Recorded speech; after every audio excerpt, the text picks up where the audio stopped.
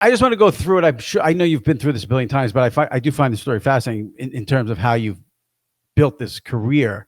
You get released from WWE 2020. Was it because of COVID, do you think, or do you think they didn't have storyline? Yeah, it was It was COVID. COVID.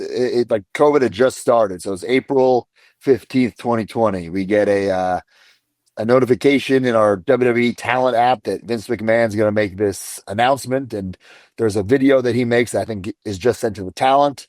That I don't want to paraphrase. Basically, people are losing their jobs today, right?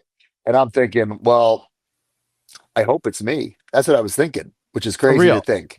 Yeah, Really? because a year prior, myself and I don't want to say everybody on the roster, but everybody I talked to at least were offered brand new deals. And now I don't have proof of this, but I think because AEW was starting. So everyone was offered brand new deals, these 5-year deals. And I wasn't sure if I wanted to stay or go. So for a whole year, we were negotiating. I didn't sign that new contract. My contract was going to be up in that July or August that year anyway. So when I saw, a lot of my buddies getting released, I was thinking, oh my God, are they going to just let me like sit and rot until August? Like just fire me now, let me get my life together. So when the call came, it was not an upsetting call. In fact, I don't have much wrestling stuff in my house. I do have a toy room that's covered in wrestling stuff, but other than that, there's no wrestling stuff in my house except a painting a fan made me of when I won the Intercontinental title at WrestleMania. My dad legitimately hopped the barricade, slid in the ring, gave me a hug, and I have that hung up in my house. And when I took the call getting fired, I was looking at the painting, just smiling, knowing like we did it, everything's gonna be great, it's all good. I was going to ask you that a little later, but since you mentioned, we could cover it now and then shift back. When you won that Intercontinental title at WrestleMania, you had the title for one day. I love it. Yeah, one day. Okay. Did you know going into Mania you were going to only have it for, like, when do you find out you're only going to have it? I did. Were you pissed, or were you happy you still got the WrestleMania moment? I wasn't even supposed to be in the match. Right. I wasn't even supposed to be in the match. And then someone got injured, and I went to the head writer at the time, and I just spilled my guts and like basically why I have earned a spot in this match, why I deserve to be in this match. For some reason that, they got me in, and just hearing my music play at WrestleMania was the win. Walking down that aisle was the win. Okay. Yes. Obviously winning the title was the greatest accomplishment in my career. And then add to it, my dad legitimately hops the barricade, slides in. At the moment I was pissed. He's stealing my spotlight, right? Also, we were in Dallas, Texas. So, of course, my dad, if you know anything about my dad, he's ridiculous. He was wearing a WrestleMania cowboy hat. So he slides in the ring and he tries to put the cowboy hat on my head. I'm like, get this off me, Right.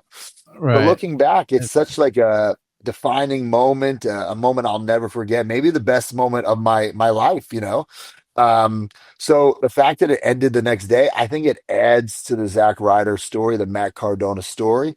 If I would have had it for another month or two and lost it at some random show, who cares? You Yeah. know, it just adds to it. He finally gets it, it gets taken away. And that's the story of Matt Cardona and Zack Ryder, whatever you want to call me. I work my ass off. There's highs and lows, but you can't get rid of me.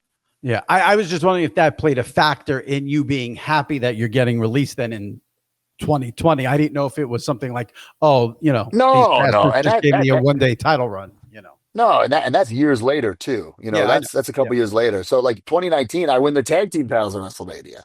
But even then, we have the titles for a couple months. Who cares? I wish we would have lost them the next day too. So when you get the release in 2020 over COVID, you're happy about it. And then you go on this run with the independents and do something we really haven't seen that often in the wrestling business, where you just take off after leaving WWE. Was that what you thought it was going to be? Was it more difficult to carve that out for yourself? Was it easier than you thought? Obviously you have to work your ass off and there's a lot of travel involved, but looking back on it, what was that experience like when you leave and start the independent God-like career? So I'm going to give you a long-winded answer, but Okay. I get fired. It's the pandemic. There's nowhere to go. There's no Oh yeah. independence. Right. Right. World's shut down. There's literally you can't leave. You can't do anything. So luckily, Brian Myers and I, we had started something called the Major Wrestling Fever podcast, and that was keeping us afloat financially, you know, because there was nowhere to work. Right? WWE was doing things closed set. AEW was doing things closed set. TNA as well. Um, I got offered to go to TNA, but all of my buddies were going to TNA. I'm like, if they're all going, I don't want to go there. I want to stand out. So I did some stuff with AEW that summer, did like 2 or 3 shows, and I thought it went great, but I never got an offer. It is what it is. It is what it is. And when, a couple months went by, again, there's still nowhere to work. But once the independents opened up, probably like the next spring, so 2021, I'm like, all right, I don't know what's going on here, like, but I'm gonna take over. I'm gonna dive head first. I'm not gonna dip a toe in. I'm gonna work everywhere, work everyone, and do whatever I can to have the whole world talking about me. And I didn't have a chip on my shoulder. It wasn't, oh, I'm gonna prove these guys wrong. It was no, I'm gonna prove myself right. I'm gonna prove my fans right. And that's what motivated me. I didn't want to be motivated by bitterness or negativity. I wanted to, I think I'm so good. I think WWE should have used me better. Okay, well, put up or shut up, prove it, right? To myself. And that's exactly what I did. And most people they go to the independents and they die. 5 years since I've been released from WWE, and I hate to, it sounds very narcissistic, but I'm hotter than ever. This weekend I would just show after show after show, money, money, money, like because I don't stop, and I Right. force it down people's throat that I'm out there. I'm the indie god, the deathmatch king, the internet champion, every nickname you can think of. Right. Right.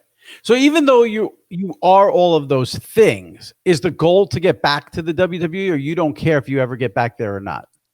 So listen, like if WWE called me or AEW called me or even TNA, they offered me something, of course I'd have a conversation, right? And this has been getting me a lot of flack with the internet wrestling community now because, I get interviewed like this all the time and people ask me this question, then I give an answer, and then they say, oh, Matt Cadona's begging to go back. I'm like, look, I'm just answering your question, right? Right. Like, Right. Right. am I surprised I haven't been offered anything? Yes. But if not, so be it. I don't care how you define success, happiness, accolades, money. No matter how you define it, I'm more successful than I've ever been. Matt Cardona is more successful than Zach Ryder. I'll tell you what, he's having a lot more fun too. Do you have a guess as to why they haven't tried to bring you back? I have no idea. I can't even speak to that. I can't predict. I can't look into a crystal ball. I can't get into somebody's brain. All I can do is focus on me and being the best version of me. You feel like you have a good relationship with Triple H? I don't have a bad one, that's for sure. You know, Okay. every Yeah. Yeah. every once in a while, I reach out, let them know what I'm doing, but there's no offer. It is what it is. What's interesting to me about it is, in a way, I even, when I was preparing this, I feel like I didn't want to do a whole go back to WWE, go back to WWE, because I'm sure like you have a very successful thing going. Right. But the wrestling fan in me knows, and we've seen this time and time again. I mean, we saw it last night with Roman Reigns, we saw it with Cody. When someone goes away and then they come back, that's like the best thing in wrestling. It seems like it seems 100%. it seems in wrestling, the slogan "absence makes the heart go fonder" is more prevalent there than anywhere. So I imagine, hopefully, if they brought you back, they do it smart. It's New York. You come out like that place is going to go ape shit. You think they'd I mean, want that? I mean, they were just chanting for me in Saudi Arabia. You know what I'm saying? Right, right, right. Like, listen, like, I'd be lying to you if I said I never want to have a WrestleMania moment, right? Or I never want to wrestle at MSG again, or even AEW just did All In and that stadium in Texas. Yeah, I was in Texas, but I wrestled in front of 1,000 people. Of course, yeah, I would want that again. But yeah. I can't that can't be my driving factor. I need to focus on me and making myself better and changing the game.